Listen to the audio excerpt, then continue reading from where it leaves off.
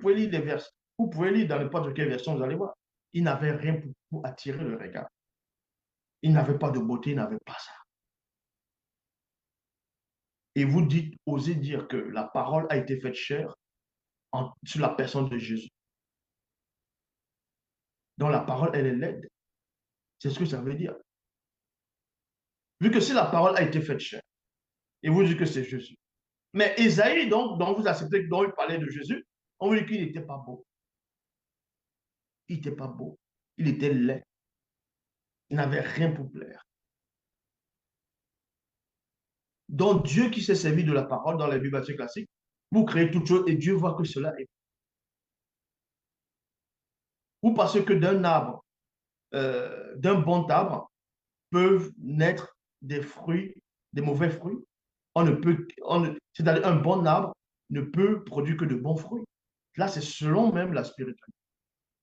Donc, si le verbe, on va dire la parole, est créatrice, la parole, Dieu a créé toute chose par sa parole, et on vous apprend que le roi Saül avait une très grande, non seulement il était grand de taille, il avait une grande beauté, le frère de David lui-même avait une grande beauté. Si on donne cette précision, et que toutes choses ont été faites par la parole de Dieu, selon ce que vous dites, donc si Dieu se sert de sa parole pour créer des bonnes choses, des belles choses, la beauté, tout ça, là, et la parole qui descend, qui prend un corps, vous pensez que elle sera moins belle que ce que elle a créé? C'est pour ça que quand vous venez raconter des choses aux gens, vous ne comprenez pas ce que vous dites. Vous ne comprenez rien du tout. C'est ce qu'on Vous ne comprenez rien du tout. C'est pour ça que Wonja, le frère Wonja précise ici. Ils avaient une grande beauté avec un B majuscule beauté. Et l'éclat pour attirer nos regards. Et leur aspect avait tout pour nous plaire. Et quand les femmes voyaient John qui savait, ils voyaient la beauté, ils disaient, ouh, lui là, c'est. Il est beau. On regardait. Hein.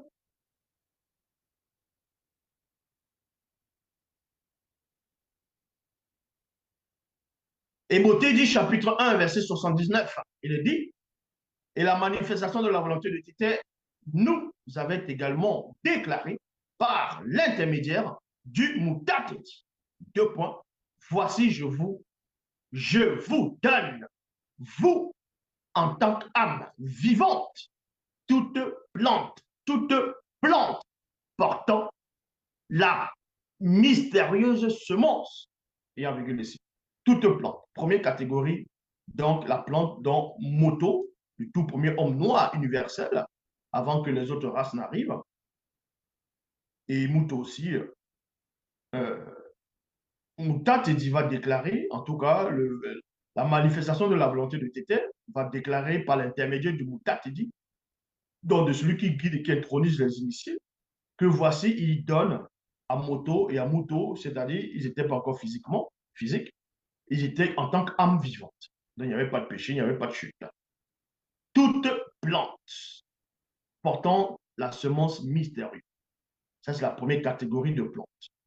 Deuxième catégorie, sans exception, virgule, toute plante, on précise encore, germant d'un germe inné, et à virgule, sur la surface du continent entier. C'est-à-dire qu'on prend deux catégories de plantes. C'est pour ça que dans la phase 2, c'est deux fortes plantes. Dans la première plante, parce qu'il y a deux fortes plantes. La première plante a une semence mystérieuse, a une mystérieuse semence. La deuxième plante germant d'un germe inné sur le continent, sur la face du continent entier, ainsi que toute substance portant son fruit propre. Vous voyez, ils ne veulent pas que je parle, mais je vais parler. Et possédant en soi sa puissance semencielle pour vous servir d'aliment physique. Et quoi qu'en tant qu'âme vivante, vous ne pourrez point vous alimenter des aliments non visibles actuellement, Ainsi, cela a pour but de vous initier à l'aliment visible. Dans Somme, chapitre 104, versets 13 à 14, il est dit ici, de haut, virgule, les montagnes sont arrosées, la terre est rassasiée du fruit des œuvres, de plutôt Mundima Mimbu, donc l'entité des saisons.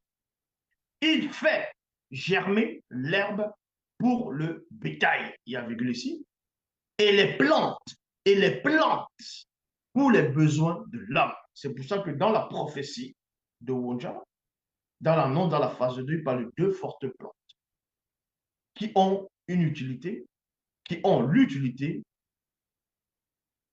dans la spiritualité, dans l'homme, dans sa vitalité, que ce soit dans l'astral, que ce soit dans le physique et aussi le spirituel.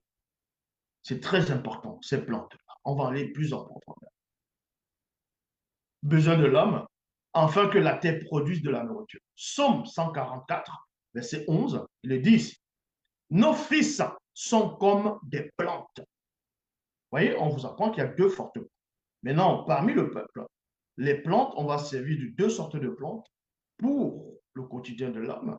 Et maintenant, parmi le peuple, parmi les fils, les fils, c'est-à-dire ici, nos fils sont comme des plantes qui croissent dans leur jeunesse.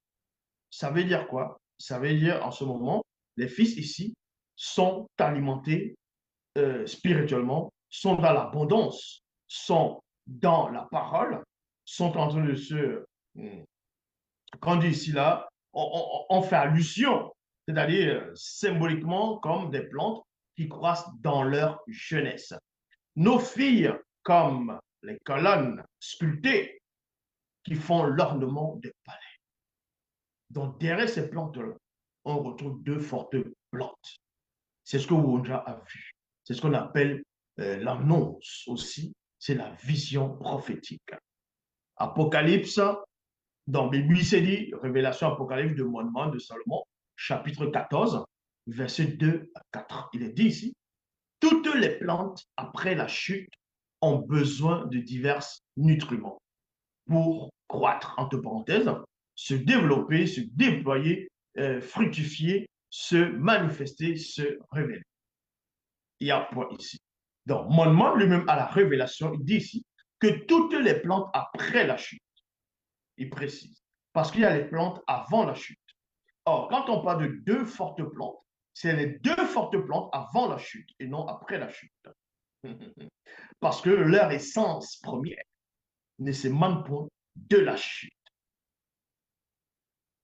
Et Moïse maintenant, il dit que après la chute, donc, toutes les plantes après la chute ont besoin de divers nutriments pour croître, donc pour se développer, déployer, fortifier, fructifier, se manifester, se révéler.